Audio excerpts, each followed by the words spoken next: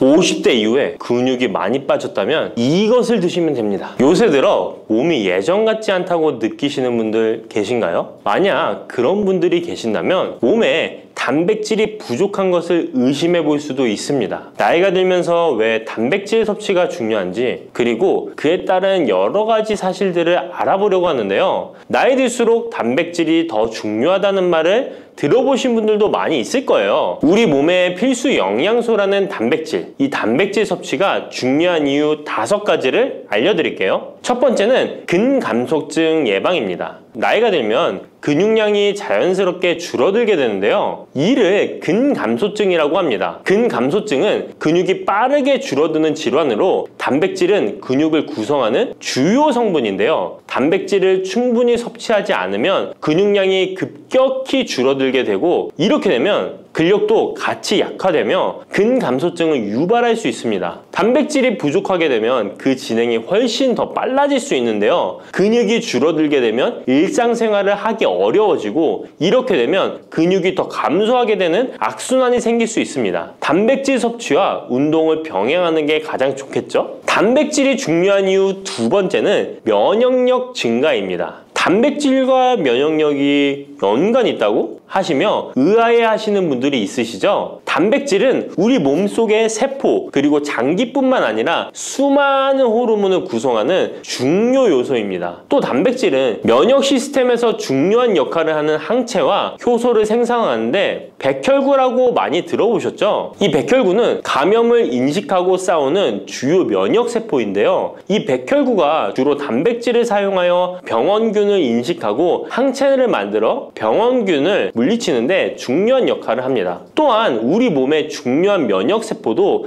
감염에 대응할 때 단백질을 사용하여 신호를 보내고 병원균을 파괴하는 작용을 합니다. 나이가 들면서 면역 시스템이 약해지기 쉬운데, 그럴수록 단백질을 충분히 섭취하면 면역력을 높일 수 있습니다. 단백질 섭취가 중요한 이유 3번째는 심혈관계 질환 예방입니다. 단백질은 심혈관 건강에도 영향을 주는데요. 특히 식물성 단백질이 도움을 줍니다. 예를 들자면 콩류와 견과류 등은 나쁜 콜레스테롤인 LDL의 수치를 낮추고 심혈관계 질환의 위험을 줄이는데 도움이 됩니다. 특히 노년층에서 단백질 섭취는 고혈압, 동맥경화증, 심장병 등을 예방하는 데 중요한 역할을 합니다. 4번째는 피부의 탄력 저하를 예방합니다. 피부의 주 성분 중 하나인 콜라겐은 단백질로 이루어져 있는데요. 나이가 들면 콜라겐이 자연스럽게 감소하게 되는데, 이로 인해 피부 탄력이 떨어지고 주름이 생깁니다. 이때 단백질을 충분히 섭취하면 피부 건강에도 좋은 영향을 주는데요. 단백질 공급은 피부 재생을 촉진시켜 피부 건강을 유지하는 데 도움을 줍니다. 5번째는 골다공증 예방입니다. 나이 드신 여성분들은 특히 더 주목해주세요. 질병관리청의 보도자료에 따르면 대한민국 50세 이상의 골다공증 유병률은 22.5%로 약 5명 중 1명은 골다공증이 있는데요. 골다공증은 조용한 뼈 도둑이라고 불릴 정도로 초기 증상이 뚜렷하게 보이지 않지만, 골다공증이 한 번 생기면 이로 인한 고관절, 척추, 손목 등의 골절이 생기기 쉽고, 이로 인해 합병증 위험 또한 증가하는데요. 이 골다공증을 예방하는 데 중요한 요소가 바로 단백질입니다. 단백질은 뼈를 구성하는 중요한 요소 중 하나인데요. 뼈의 건강을 유지하는 데 필요한 칼슘과 함께 단백질은 뼈의 구조를 안정화시키고 골밀도를 높여서 골다공증을 예방하는 데 중요한 역할을 합니다. 한마디로 노년층에서 우리가 흔히 알고 있는 칼슘과 비타민 D와 함께 단백질 섭취를 증가시키면 뼈가 약해지는 것을 방지할 수 있습니다. 이렇게 중요한 우리 몸속의 단백질이 혹시 부족하게 된다면 무슨 일이 일어날까요? 단백질이 부족하면 여러 가지 신체 기능에 문제가 생기는데요. 첫 번째는 인지 기능 저하와 치매입니다. 단백질 부족이 치매를 유발한다니 놀라셨나요? 연구에 따르면 단백질이 뇌 건강을 유지하는 데 아주 중요한 역할을 합니다. 특히 기억력에 많은 영향을 주는데요. 단백질은 뇌에서 신경 전달 물질을 만들고 뇌세포의 구조를 유지하는 데 도움을 줍니다. 특히 학습과 기억력에 영향을 주는 시냅스에서 발생하는 신경 전달 물질의 방출과 수용체 활성화는 대부분 단백질에 의해 조절되는데, 예를 들어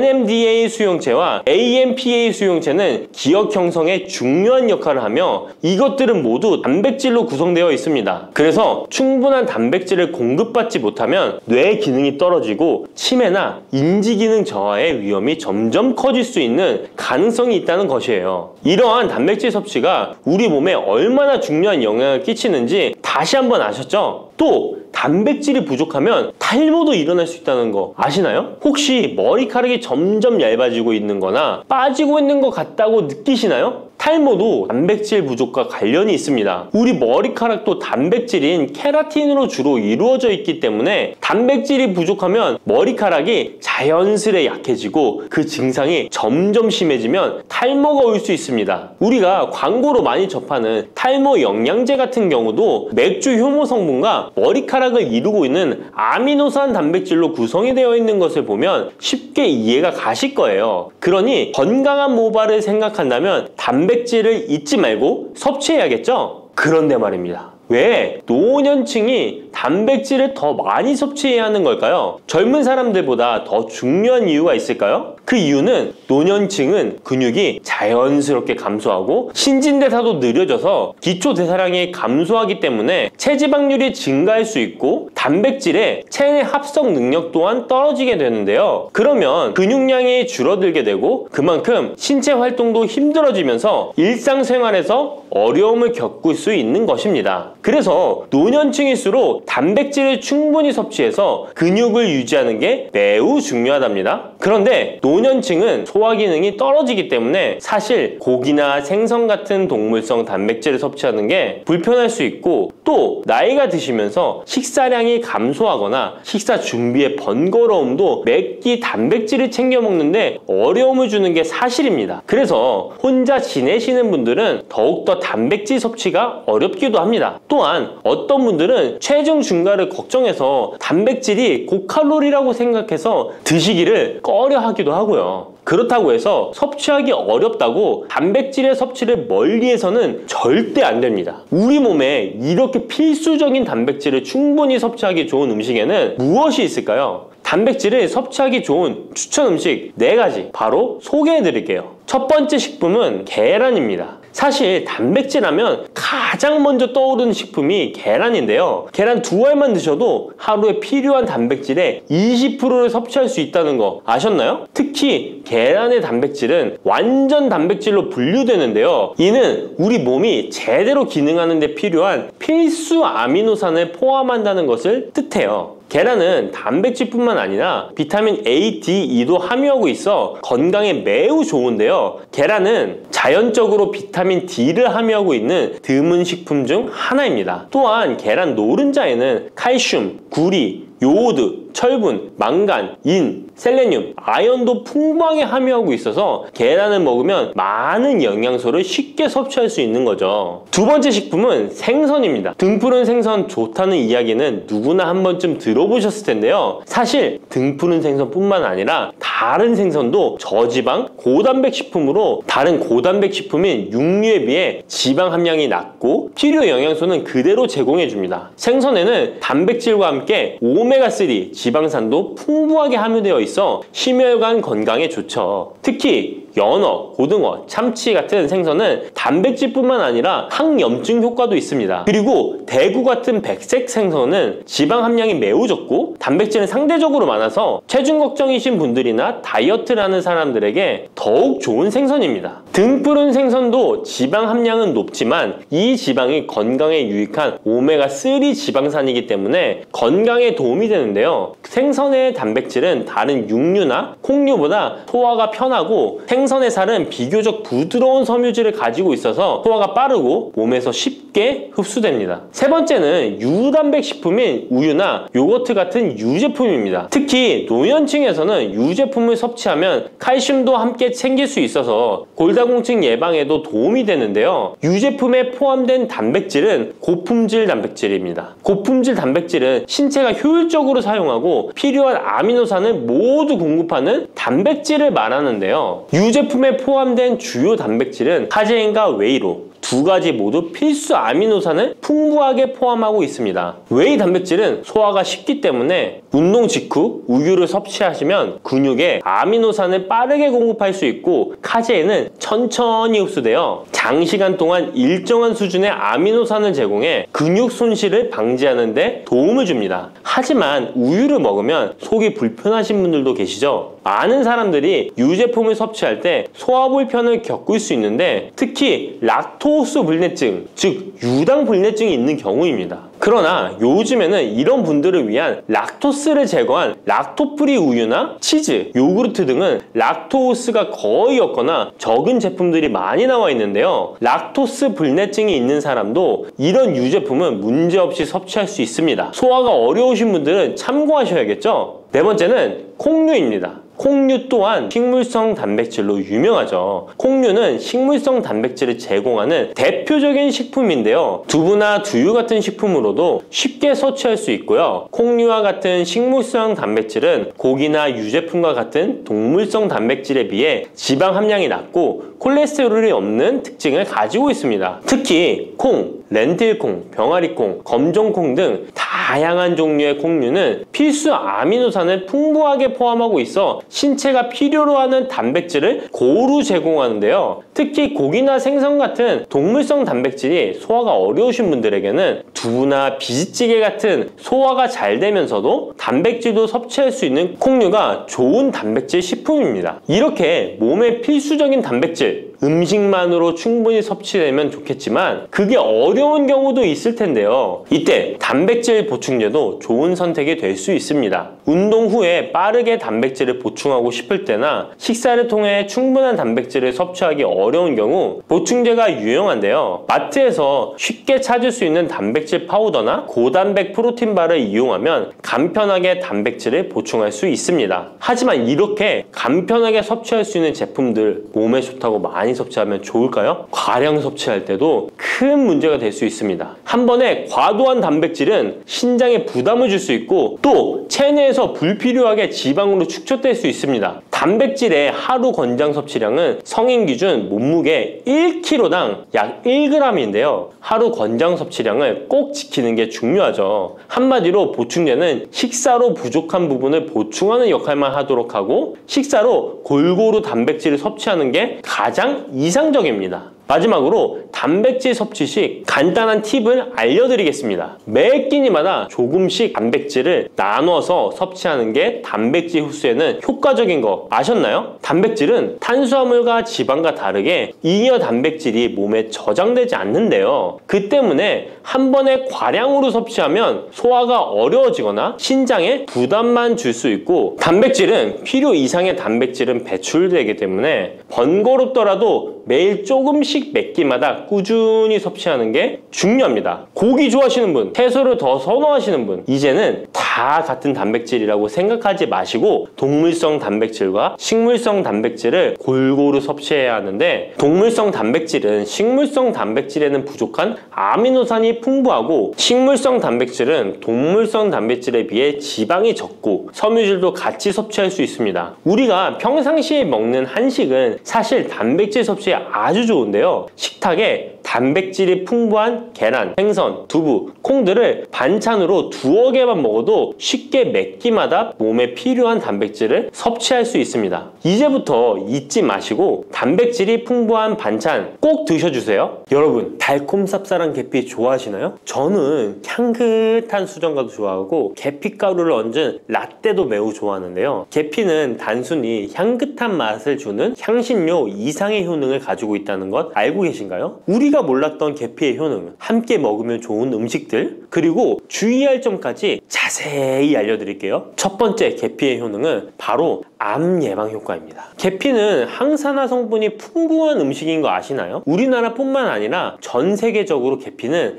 많은 사랑을 받고 있는데요. 향이 좋을 뿐만 아니라 계피의 효능 또한 뛰어나기 때문입니다. 계피에는 항산화 물질이 함유되어 있는데요. 이런 항산화 물질은 우리 몸의 세포가 노화되거나 손상되는 것을 막아주는 역할을 합니다. 특히 계피에 들어있는 시나믹 알데하이드라는 성분이 강력한 항암 효과를 가지고 있어 암세포의 성장을 억제하는 효과가 있는 것이죠. 연구에 따르면 계피는 특히 대장암이나 간암 예방에 효과적일 수 있다고 하는데요. 계피에는 항산화 물질인 폴리페놀이 풍부하게 함유되어 자유라디칼이라고 불리는 유해한 분자로부터 세포를 보호하는 역할을 합니다. 자유라디칼은 암 예방과 관련된 DNA 손상을 일으킬 수 있으므로 항산화 작용을 통해 암 예방에 도움을 줄 수 있습니다. 꾸준히 섭취하면 암 예방에 큰 도움이 될 수 있겠죠? 계피의 놀라운 효능 두 번째는 탁월한 콜레스테롤 관리입니다. 계피는 콜레스테롤 수치 조절에도 아주 유익한 식품인데요. 계피에 포함된 식이섬유와 폴리페놀 성분이 이와 같은 효능을 나타내는데 이 성분들이 혈관을 깨끗하게 유지하는데 중요한 역할을 한다고 합니다. 여러 연구에 따르면 계피에 포함된 성분들이 혈중 나쁜 콜레스테롤 LDL을 감소시키고 좋은 콜레스테롤 HDL을 증가시키는데 도움을 주고 있다고 합니다. 이는 계피에 함유된 특정 화합물이 콜레스테롤의 흡수를 억제하고 간에서 콜레스테롤의 생성을 감소시키는 작용을 할 수 있다는 것을 의미합니다. 계피는 체내에서 지방의 축적을 막고 혈관의 건강을 유지하는 데도 중요한 역할을 한다고 알려져 있죠. 고지혈증이나 고콜레스테롤 혈증은 심혈관 질환을 일으킬 수 있는 중요한 위험 요소로 알려져 있는데요. 계피는 이런 위험 요소를 관리하는 데 도움을 줄 수 있답니다. 따라서 계피를 적당히 섭취하면 콜레스테롤을 관리하는 데 유익하다고 할 수 있습니다. 심혈관 질환이 걱정되시는 분들에게는 정말 좋은 식품이죠. 세 번째, 계피의 아주 놀라운 효능은 바로 당뇨병 예방입니다. 당뇨병은 많은 분들이 고통받고 있는 질병이죠. 주위에 당뇨병 때문에 혈당 관리하시는 분들 자주 볼 수 있는데요. 그런데 계피가 당뇨병 관리에 큰 도움이 된다고 하니 놀랍지 않나요? 계피에 함유된 크로모라는 성분이 인슐린 민감성을 높여주어 혈당 수치를 안정시키는데 도움을 줄 수 있다고 하는데요. 연구에 따르면 계피를 꾸준히 섭취한 사람들은 식후 혈당이 급격하게 상승하는 것을 막을 수 있다고 합니다. 또한 계피에 포함된 시네믹 알데하이드 성분이 인슐린 민감도를 높여주고 혈당 수치를 안정시키는데 도움을 준다고 알려져 있죠. 이 성분이 인슐린이 더 잘 작용하도록 돕기 때문에 혈당을 효과적으로 조절하는 데 도움을 주는 역할을 할 수 있습니다. 우리나라보다 더 계피를 좋아하는 인도에서 계피 섭취와 대사증후군에 관련한 실험이 진행되었는데요. 인도 델리 학교에서 진행한 실험 연구에 따르면 대사증후군이 있는 116명을 두 그룹으로 나눈 뒤 16주간 한 그룹은 계피 추출물을 섭취하고 다른 한 그룹은 계피가루가 들어있다고 속인 가짜 약을 섭취하게 했는데요. 16주 뒤 확인했더니 계피 추출물을 먹은 그룹은 가짜 약을 먹은 그룹에 비해 대사증후군에 악영향을 주는 체중, 혈당, 콜레스테롤 등의 수치가 개선되었다고 합니다. 참으로 놀랍죠. 물론 계피를 꾸준히 섭취하는 것만으로도 당뇨병을 완전히 예방할 수 있는 것은 아니지만 식이요법에 포함시킬 수 있는 좋은 재료라는 점은 분명합니다. 네 번째, 계피의 놀라운 효능은 바로 항염작용입니다. 계피가 항염작용까지 있다니 참 신기하죠? 계피에는 항염증 작용이 있는 화합물이 함유되어 있는데요. 계피에 들어있는 시나믹 알데하이드 성분은 염증을 줄이는데 효과적이라고 연구 결과도 있습니다. 이 성분은 몸속 염증 반응을 억제해 주어 관절염, 근육통, 염증성 질환이 있는 분들에게 매우 유익한 식품이죠. 특히 체내에서 발생하는 염증은 만성적인 질환을 유발할 수 있기 때문에 이를 예방하는 것이 중요한데요. 계피를 섭취하면 몸속 염증을 낮춰주는데 도움을 줄 뿐만 아니라 면역력 강화에도 긍정적인 영향을 미친다고 알려져 있습니다. 겨울철에는 찬바람과 습기로 인해 염증이 쉽게 발생하는데 계피를 섭취하면 몸을 따뜻하게 해주고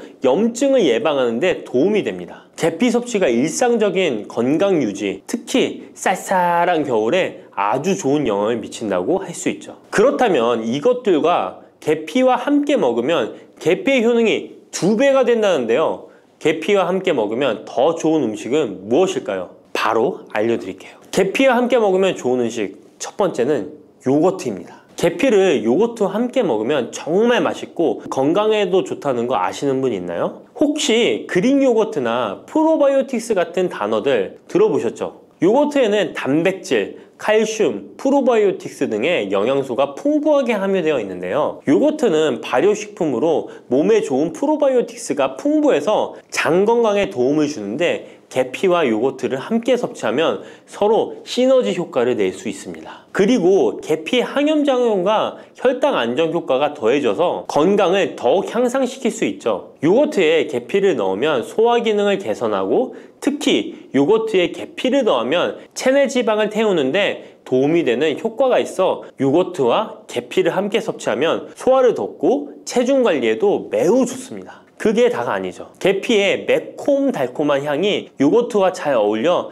맛있게 즐길 수 있습니다. 요거트를 자주 드시는 분들은 꼭 한번 계피를 뿌려서 드셔보세요. 샐러드 드실 때 드레싱으로 요거트를 사용한 뒤 그 위에 계피가루 톡톡 뿌려서 드시는 것도 아주 좋은 계피와 요거트 활용법입니다. 계피와 찰떡궁합의 식품 두 번째는 사과입니다. 계피와 사과는 정말 잘 어울리는 조합인 거 아시나요? 사과에는 비타민C와 식이섬유, 항산화 성분이 풍부해서 면역력 강화와 소화에 도움을 주는 과일인데요. 계피는 당뇨병 예방과 관리에 도움을 주며 혈당 조절에 효과적인데요. 계피와 사과를 함께 먹으면 두 가지 재료의 장점이 더해져 더욱 효과적인 건강 관리가 가능하다는 것이에요. 그리고 이 두 가지가 만나면 체중 관리에도 큰 도움이 된다니 같이 안 먹을 이유가 없겠죠. 맛 또한 더욱 좋아지는데요. 계피는 사과의 달콤한 맛을 더욱 풍부하게 만들어주는데 서양에서는 디저트로 사과파이에 계피가루를 얹어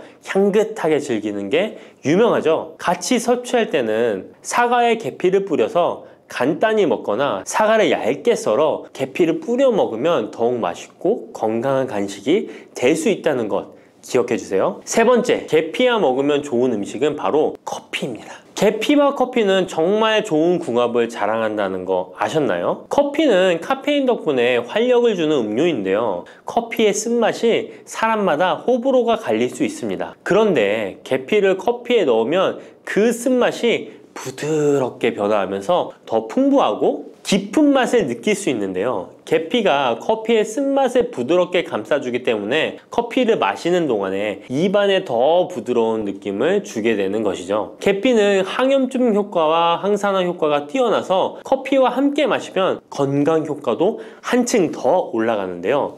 커피 자체에도 많은 항산화 물질이 포함되어 있는데 계피 역시 강력한 항산화 성분을 가지고 있기 때문에 둘을 합쳐 마시면 체내 염증을 줄여주고 세포를 보호하는 효과를 볼 수 있는 것이에요. 계피와 커피를 함께 마실 때 또 다른 장점이 있는데요. 그건 바로 혈당 조절에 있습니다. 커피는 그 자체로 혈당을 빠르게 올리는 경향이 있는데요. 계피가 이 과정을 완화시켜주면서 커피를 드실 때 혈당이 급격하게 상승하는 것을 방지할 수 있습니다. 그래서 당뇨가 있으신 분들께도 이 두 음료의 조합은 매우 추천드립니다. 그렇다면 계피와 커피는 어떻게 함께 먹는 게 좋을까요? 계피와 커피를 함께 즐기기 위한 가장 간단한 방법은 계피가루를 커피에 넣는 것인데요. 커피가 다 내려준 후 4분의 1티스푼의 계피가루를 넣고 잘 저어주면 계피의 향이 커피와 자연스럽게 어우러져 향긋한 커피 한 잔을 만들 수 있습니다. 계피를 너무 많이 넣으면 커피의 맛이 너무 강해질 수 있으니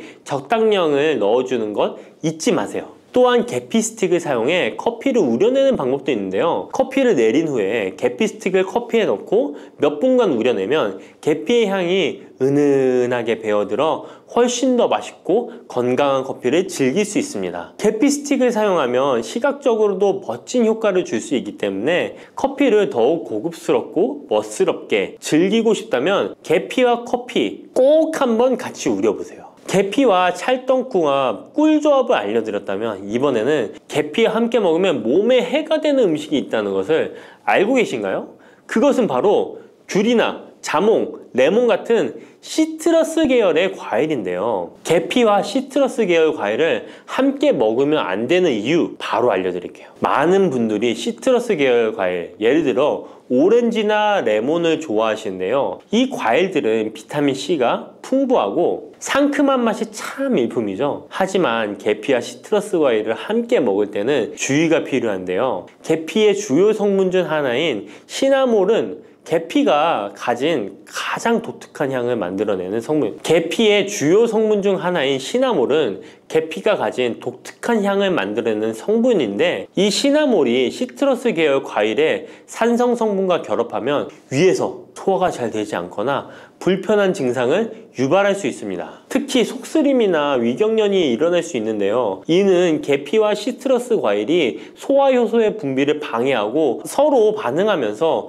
위에 자극을 주기 때문입니다. 거기에다 시트러스 과일의 산도가 더해져 위산이 과도하게 분비될 수 있기 때문에 계피와 오렌지, 레몬, 귤과 같은 과일들을 함께 먹는 것은 피하는 것이 좋습니다. 만약 계피와 과일을 함께 즐기고 싶다면 아까 알려드렸던 사과도 매우 좋고, 아니면 배도 계피와 잘 어울리는데요. 이러한 과일 소화에도 부담을 주지 않기 때문에 이제부터 계피와 과일을 함께 드시고 싶다면 꼭 유의해 주세요. 계피가 많은 효능을 가지고 있지만 부작용도 있을 수 있는데요. 계피를 섭취할 때 주의할 점은 무엇일까요? 그건 바로 과다 섭취, 간에 손상을 줄 수 있기 때문입니다. 계피는 적당히 섭취하면 건강에 많은 도움을 주지만 과다 섭취 시에 간에 부담을 줄 수 있다는 거 아셨나요? 특히 일반적으로 판매되는 카시아 계피는 쿠마린이라는 성분을 포함하고 있는데요. 이 성분은 과다 섭취 시에 간 손상을 일으킬 수 있습니다.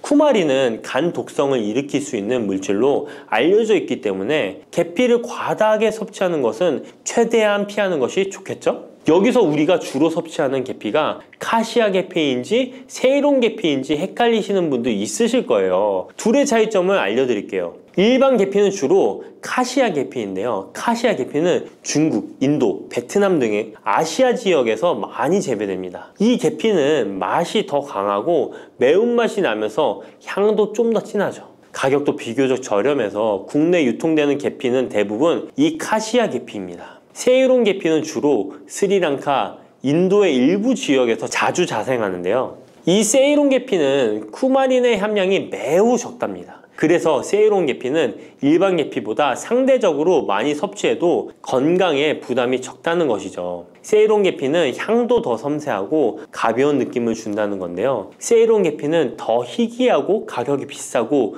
고급 계피로 취급되며 주로 건강식품이나 고급 요리에 사용됩니다.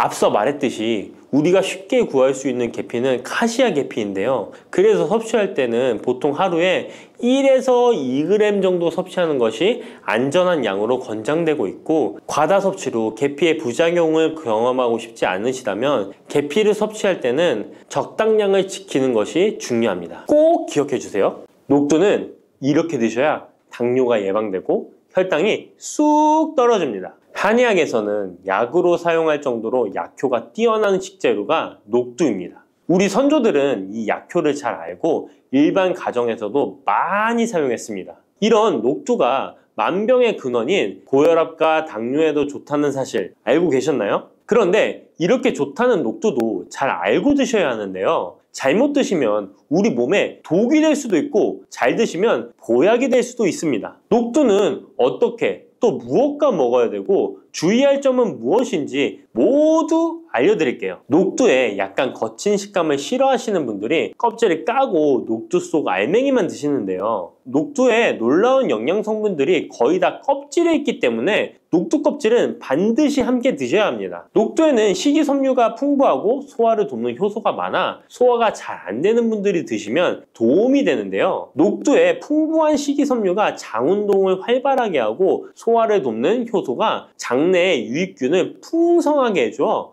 장 건강을 개선해 줄 수 있습니다. 우리 선조들은 기억력이 많이 약해진 환자에게 녹두죽을 먹여 몸을 회복시켜 주었는데요. 그만큼 몸이 약해진 환자들의 몸에도 흡수가 잘 될 만큼 녹두가 우리 몸에 좋다는 것이죠. 놀랍게도 녹두에는 마그네슘, 칼슘과 같은 미네랄 성분들도 풍부한데요. 이 풍부한 칼슘은 골다공증을 예방하고 뼈를 튼튼하게 하는 효과가 있습니다. 칼슘이 뼈를 이루는 주 성분인 것은 잘 알고 계시죠? 마그네슘은 이런 필수 미네랄인 칼슘의 흡수를 도와주기 때문에 녹두가 뼈 건강에도 놀라운 효능을 발휘할 수 있는 것입니다. 그런데 녹두는 성질이 차기 때문에 몸이 찬 분들은 주의해서 드시는 게 좋은데요. 이 때문에 녹두의 껍질을 벗기고 드시는 분들이 있습니다. 하지만 마늘과 함께 드신다면 몸이 찬 분들도 조금 더 편안하게 녹두를 드실 수 있습니다. 마늘의 따뜻한 성질이 녹두의 찬 성질을 중화시켜주기 때문이죠. 이뿐만 아니라 마늘이 대표적인 항원식품인 사실은 알고 계시잖아요. 마늘에는 S알리시스테인과 알리신이라는 성분이 풍부해서 암세포를 억제하고 사면시켜주는 효능이 있습니다. 또한 강력한 항산화 성분인 폴리페놀이 많이 들어있어서 나쁜 콜레스테롤의 성장을 막아 혈관을 깨끗하게 만들어주기 때문에 심혈관 질환에 매우 탁월하답니다. 이뿐만 아니라 체내 지방의 대사를 촉진하여 지방 분해를 통해 체지방을 제거하고 비만을 예방하는 효능까지 있는 놀라운 식품이죠. 그래서 마늘을 녹두와 함께 드시면 시너지 효과가 있기 때문에 우리 몸에 보약이 될 수 있습니다. 마늘과 녹두를 함께 먹을 수 있는 가장 간단한 방법은 마늘 녹두밥을 지어 먹으면 되는데요. 녹두를 물에 충분히 불려서 밥을 하시면 녹두 껍질의 거친 식감을 완화시켜 편하게 드실 수 있습니다. 그리고 우리가 녹두하면 생각나는 대표적인 음식이 녹두 빈대떡이 있는데요. 맛있는 녹두 빈대떡에 돼지고기를 갈아서 함께 부쳐 먹기도 하죠.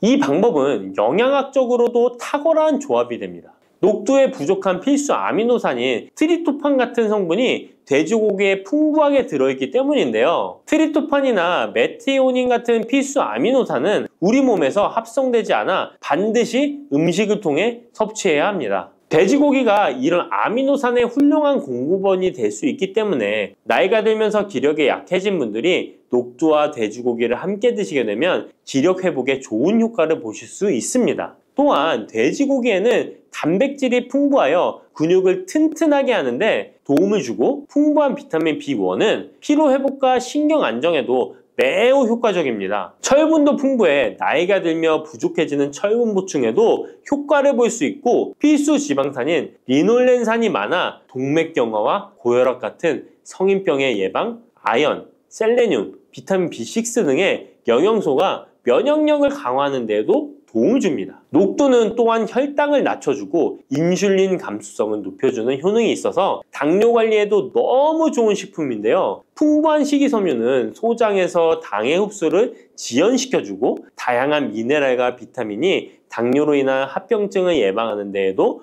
좋은 효능이 있습니다. 이때 팥과 함께 드시면 이런 효과들이 매우 높아집니다. 팥은 강력한 항산화 성분인 안토시아닌이 풍부해서 혈관의 활성산소를 제거해주고 혈관세포의 손상을 예방해줘서 혈관을 깨끗하고 건강하게 해줄 수 있습니다. 2014년에 발표된 한 연구에서 팥을 섭취하는 것이 2형 당뇨병 환자의 혈당 수치와 인슐린 저항성을 개선하는 데 도움이 되는 것으로 보고됐습니다. 이 연구에서는 4주 동안 매일 팥을 섭취한 결과 당뇨 환자들의 공복 혈당 수치가 평균 19.5% 감소하였고 인슐린 저항성이 감소하는 결과를 볼 수 있었습니다. 또한 팥은 쌀의 10배 이상, 바나나의 4배 이상의 많은 칼륨을 함유하고 있는데요. 칼륨은 몸 안에 나트륨을 배출하고 당뇨 환자의 신장 기능을 강화시켜주며 혈압 상승을 억제해주는 효능이 있습니다. 팥은 한의원에서 다이어트를 위한 처방을 할 때도 사용되는데 팥의 풍부한 칼륨은 이뇨작용을 통해 부종을 줄여줄 수 있기 때문에 지방이 몸에 축적이 잘 되어 살이 찌는 사람에게 효과적입니다. 특히 쉽게 붓고 살이 찌는 분들에게 더욱 효과가 좋은데요. 한 실험에서 실험쥐에 팥 추출물을 먹였더니 체지방 함량이 30% 이상 줄었고 몸무게도 37%나 감소한 결과를 발표하기도 했습니다. 자, 이렇게 녹두와 함께 복용하면 좋은 식품들을 알아보았는데요. 그렇다면 녹두를 복용할 때 주의할 점은 어떤 것이 있는지도 한번 살펴보겠습니다. 첫 번째는 녹두의 차가운 성질인데요. 녹두의 차가운 성질은 우리 몸의 열을 낮춰주고 스트레스를 해소하는 효과가 있습니다. 또한 염증 완화를 시키고 통증을 줄이는 데도 도움이 되는데요. 그래서 녹두로 속을 채운 베개를 쓰면 두통이 완화되기도 합니다. 다만 이런 찬 효능 때문에 녹두를 드실 때 주의하셔야 하는데요. 평소 몸이 찬 분들이 녹두를 많이 드시게 되면 오히려 몸에 해가 될 수 있습니다. 위나 장이 차가워지면 소화력이 떨어지고 복통이나 변비, 설사가 나타날 수 있습니다.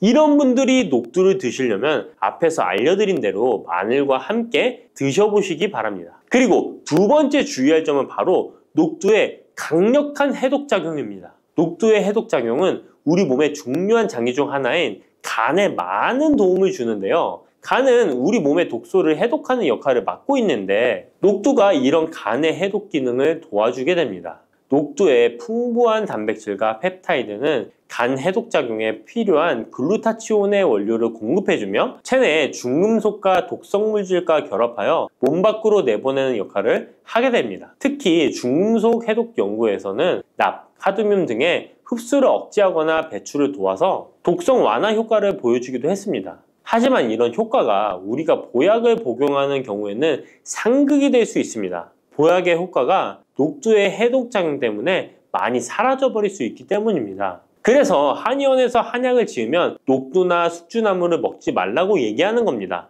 이런 녹두의 해독작용은 녹두의 껍질에 있는 성분 때문에 나타나게 되는데요. 따라서 껍질을 제거하고 만든 요리나 녹두 전분으로 만든 청포묵, 녹두 당면을 드시면 녹두의 해독작용은 누릴 수가 없습니다. 물론 녹두 껍질을 제거해도 알맹이에 영양 성분들이 풍부한데요. 해독작용이 필요한 경우에는 껍질을 제거하지 않고 복용하시는 게 좋습니다. 세 번째로 복용 시에 주의할 점은 녹두의 풍부한 칼륨입니다. 앞에서 얘기했던 것처럼 칼륨은 나트륨을 배출해주며 당뇨와 고혈압에 도움이 되지만 신장이 약하신 분들에게는 간혹 독이 될 수 있습니다. 신장이 약하신 분들이 녹두를 필요 이상 많이 드시게 되면 칼륨 배출이 제대로 안 되면서 몸에 칼륨이 쌓여서 고칼륨 혈증이 발생할 수 있습니다. 그렇게 되면 근육 약화나 부정맥, 심장 질환 등의 증상이 발생할 수 있으니까 신장이 약하신 분들은 과도하게 많이 드시지 않는 게 좋습니다.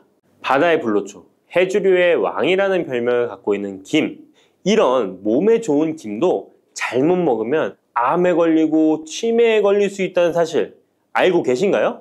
아무리 좋은 음식도 제대로 알고 드실 때 건강을 지키는 보약이 될 수 있는 것이죠. 식탁 위에 빼놓을 수 없는 반찬, 김의 효능 5가지. 김을 드실 때 주의해야 될 분들, 그리고 김과 함께 먹으면 보약이 되는 최고의 음식과 김을 굽는 방법, 좋은 김을 고르는 방법까지 김에 대한 모든 것 알려드릴게요. 입맛도 없고 마땅한 반찬도 없을 때 김 하나만 있어도 밥 한 그릇 뚝딱 해치울 수 있지 않나요? 저도 마찬가지지만 저희 아이들도 김 하나만 있어도 반찬 투정 안 합니다. 이렇게 밥 반찬으로도 최고지만 요즘 전 세계에서 우리나라 문화에 열광을 하며 우리나라 음식에도 관심이 많은데요. 최근에는 특히 바로 이 김에 대한 관심도 높아졌습니다. 냉동김밥이 어마어마하게 많이 팔리면서 김에 대한 인기도 높아져 과자처럼 간식으로 김을 많이 먹고 있다고 하네요. 전 세계적으로 선풍적인 인기를 끌고 있는 김의 첫 번째 효능은 바로 뇌를 건강하게 해서 치매를 예방하는 데 좋다는 것입니다. 김에는 뇌신경을 활성화시키는 비타민 B1과 비타민 B2가 풍부하게 들어있는데요. 이 비타민들이 뇌세포의 건강을 유지하고 신경 전달 물질을 생성하는 데 도움을 주어 기억력을 향상시키고 뇌를 계속해서 활성화시켜줍니다. 또한 미네랄 성분들이 풍부하여 뇌 기능을 활성화하는 데 도움을 주어 치매를 예방할 수 있습니다. 그리고 김에는 포피란이라는 수용성 식이섬유가 풍부하게 함유되어 있는데요. 이 포피란은 혈관 내에 나쁜 콜레스테롤 LDL 수치를 떨어뜨려주는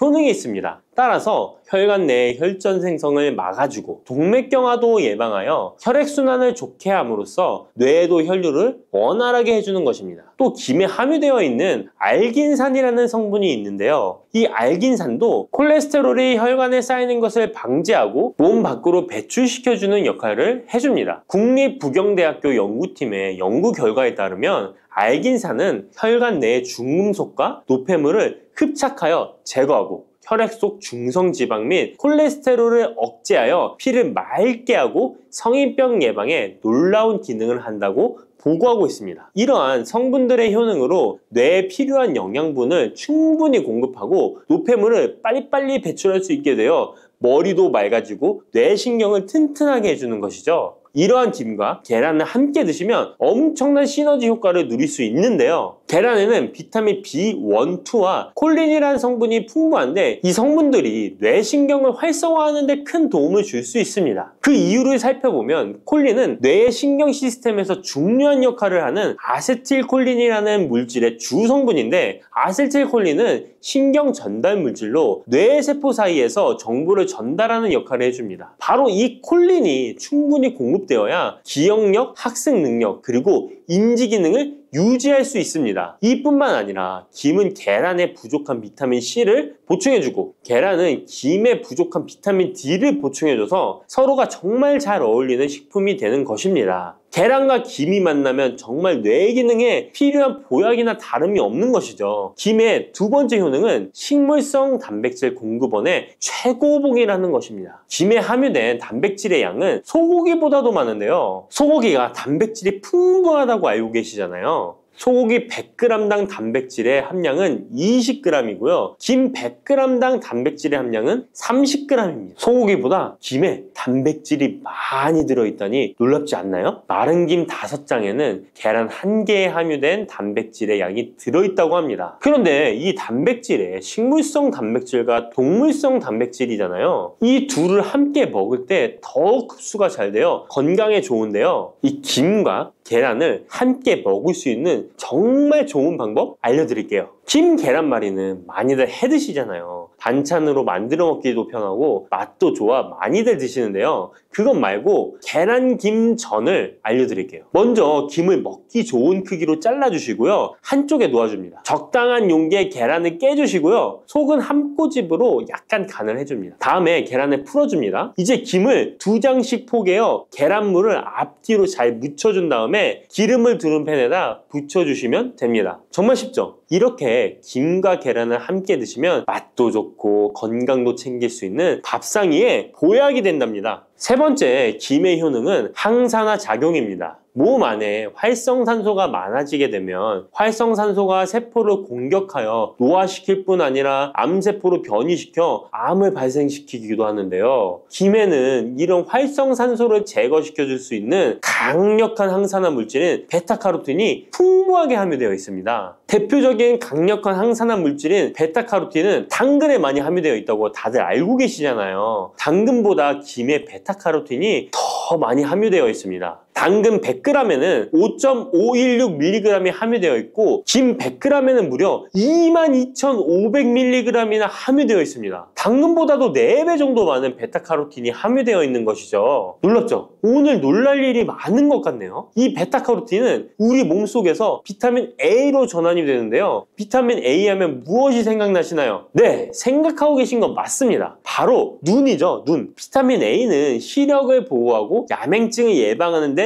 도움이 되는 것입니다. 또한 김에 단백질이 많이 함유되어 있다고 했잖아요. 이 단백질이 비타민 A와 만나면 로놉신이라는 성분이 생성되는데요. 이 로놉신이 시력을 보호하고 야맹증을 예방하는 역할을 하는 것입니다. 당근이 눈 건강에 좋다고 많이들 드시는데 당근보다도 김에 더 많이 함유되어 있다는 사실 꼭 기억하시기 바랍니다. 네 번째 김의 효능은 골다공증 예방에 도움을 준다는 것입니다. 김에는 칼륨이 풍부하게 함유되어 있는데요. 칼슘 하면 떠오르는 식품이 있죠. 바로 우유인데요. 우유 100g에는 칼슘이 110mg 함유되어 있고 김 100g에는 칼슘이 490mg이나 함유되어 있습니다. 김에는 우유보다 무려 4배 많은 칼슘이 함유되어 있는 것이죠. 나이가 들면서 특히 여성분들이 골다공증 발병률이 높아 힘든 경우가 많으신데요. 저희 어머니도 골밀도가 낮아져 병원에서 처방을 받아 약을 드시더라고요. 주변에도 중년의 나이를 넘어서고 계신 분들 중에 골다공증으로 약을 드시는 분들이 많으신데요. 우리나라 사람들의 부족한 영양소가 바로 칼슘이라서 이런 현상이 나타나는 것입니다. 칼슘이 부족하면 뼈가 약해지고 점점 골밀도가 낮아져서 골다공증이 발병하게 되는 것인데요. 김에 함유된 칼슘은 특히 우리 몸에 흡수가 잘 되어 정말 좋습니다. 우유보다 4배 많은 칼슘을 가지고 있는 김을 평소에 충분히 드신다면 골다공증 예방에도 도움을 받을 수 있습니다. 김을 드실 때에도 먹는 방법을 알고 드시는 게 좋겠죠. 김의 영양소를 잘 흡수할 수 있도록 먹는 방법이 있는데요. 김을 구울 때 어떻게 하시나요? 보통 기름을 김에 바르고 불에 구워 드시잖아요. 그렇게 하시면 안 되고요. 마른 김을 아무것도 바르지 않은 달궈진 팬에 앞뒤로 5초씩 살짝 구운 다음에 들기름을 발라 드시면 됩니다. 이 김에 열을 가하게 되면 김에 함유된 영양소들의 체내 흡수율이 높아지게 됩니다. 이 들기름을 굽기 전에 바르지 않고 구운 후에 바르는 이유는 들기름이 열에 약해서 들기름을 바른 채로 굽게 되면 들기름이 산패되어 오히려 건강을 해칠 수 있기 때문입니다. 열을 가하지 않은 들기름을 바르면 들기름의 불포화 지방산이 또 혈관을 깨끗하게 해줘서 더욱 건강한 식사를 하실 수 있습니다. 이 5번째 김의 효능은 당뇨를 완화시키는 데 도움을 준다는 것입니다. 당뇨병이 있는 분들은 비타민 B1, 2가 결핍되어 있는 분들이 많은데요. 김에 바로 이 비타민 B1, 2가 풍부하게 함유되어 있어 당뇨를 완화시키는 데 도움이 되는데요. 2017년 한국식품과학지에 실려있는 연구에서 당뇨 환자들이 김을 섭취하면 혈당 수치를 낮추는데 도움이 된다고 보고했습니다. 이는 김에 함유된 비타민 B1, 2 때문이라고 밝혔습니다. 당뇨 환자는 비타민 B1, 2가 결핍되기 쉬운데요. 그 이유는 비타민 B1, 2는 고기에 보통 많이 함유되어 있는데 당뇨 환자의 식단은 채식인 경우가 많아서 비타민 B1, 2를 섭취할 수 있는 기회가 적어지기 때문입니다. 또한 당뇨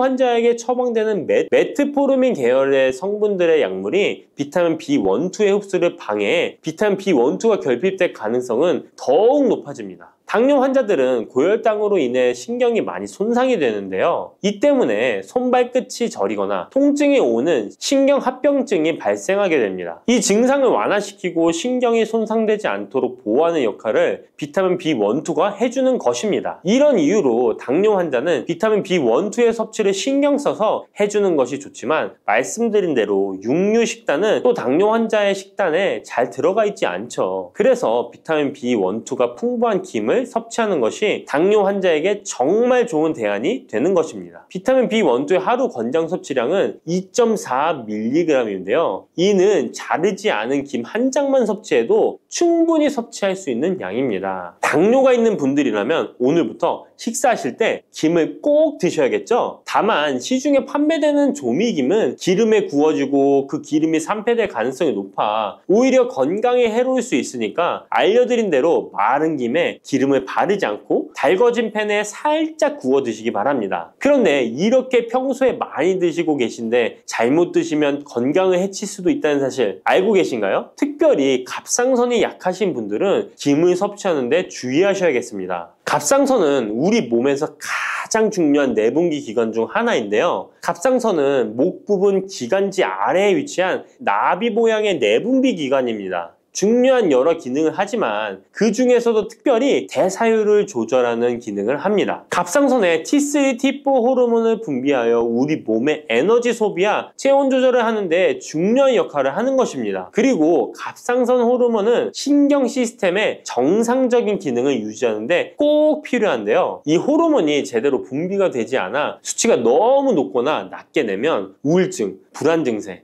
기억력 감퇴 등의 문제가 발생할 수도 있습니다. 이 갑상선 호르몬 중에 요오드가 있는데요. 김에 이 요오드가 풍부하게 함유되어 있습니다. 요오드가 부족하면 체중이 늘어나고 탈모가 생길 수 있으며 만성 피로에 힘들어질 수도 있습니다. 세계보건기구에서는 요오드가 부족하면 뇌세포가 손상되고 치매가 발생할 수도 있다고 보고하고 있습니다. 이렇게 중요한 요오드, 김에 풍부하니 먹어야 되는 거 아닌가? 생각하실 수 있잖아요. 맞는 말씀이지만 예외가 있습니다. 갑상선이 약하신 분들은 김 섭취에 주의해야 된다고 했잖아요. 갑상선 저하증이나 항진증이 있는 분들이 김을 많이 드시면 오히려 건강을 해칠 수 있습니다. 건강하신 분들은 김을 많이 드셔도 호르몬 조절이 되어 문제가 없지만 갑상선에 문제가 있어 호르몬 조절이 잘 안 되는 분들은 이 요오드의 수치가 높아지게 되면 체내의 활성산소가 증가하게 되어 염증을 일으키고 갑상선염을 유발하며 심해지면 갑상선 암으로 발전시킬 수도 있습니다. 우리 한국인의 식단에는 이미 요오드의 함량이 높기 때문에 김을 조금만 드셔도 요오드의 수치가 금방 높아질 수 있습니다. 따라서 갑상선에 문제가 있는 분들은 김을 드실 때 주의하셔야 하는 것입니다. 그렇다고 요오드가 풍부한 해조류와 같은 음식을 아예 드시지 말라고 말씀드리는 게 아니라 과량 섭취만 주의하시고 적정량은 드셔도 괜찮습니다. 그렇다면 갑상선에 문제가 있는 분들이 김을 드실 때 해결 방법이 없을까요? 있습니다. 그것은 바로 마늘과 함께 드시는 겁니다. 대표적인 강력한 항암식품이 마늘이잖아요. 마늘에는 셀레늄이라는 성분이 풍부합니다. 이 셀레늄은 다량의 요오드로 인해 발생되는 활성산소로부터 갑상선을 보호하는 역할을 하게 되는 것입니다. 그래서 건강기능식품 기능성 원료로서 유해산소로부터 세포를 보호하는 작용을 한다는 효능을 가지고 있다고 우리나라 식약처에서도 인정을 해주고 있죠. 그리고 갑상선 호르몬의 생성을 도와 갑상선에 문제가 있는 분들이 드시면 호르몬 문제를 해결하는데 도움이 되는 것입니다. 또한 김에 함유된 알긴산이라는 성분이 콜레스테롤이 혈관에 쌓이는 것을 방지하고 몸 밖으로 배출시켜주는 역할을 한다고 알려드렸는데 바로 이 마늘과 함께 드시면 이 효능이 배가 돼서 혈관에 혈전이 생기는 것을 막아주어 혈관 건강에 최고의 보약이 되는 것입니다. 이렇게 좋은 김 아무거나 드시지 마시고요. 좋은 김 고르는 방법도 알려드릴게요. 좋은 김은 검붉은색을 띠며 살짝 반짝이는 윤기가 있고 냄새 없이 담백한 맛이 나는 것입니다. 그리고 구웠을 때 녹색빛이 선명하게 나타나며 물에 불렸을 때는 잘 녹고 김을 담궜던 물이 맑을수록 좋은 김이라고 할 수 있습니다. 이 김은 저희 하단 링크에 있으니까 링크 한번 보시고 김을 사시기 바랍니다.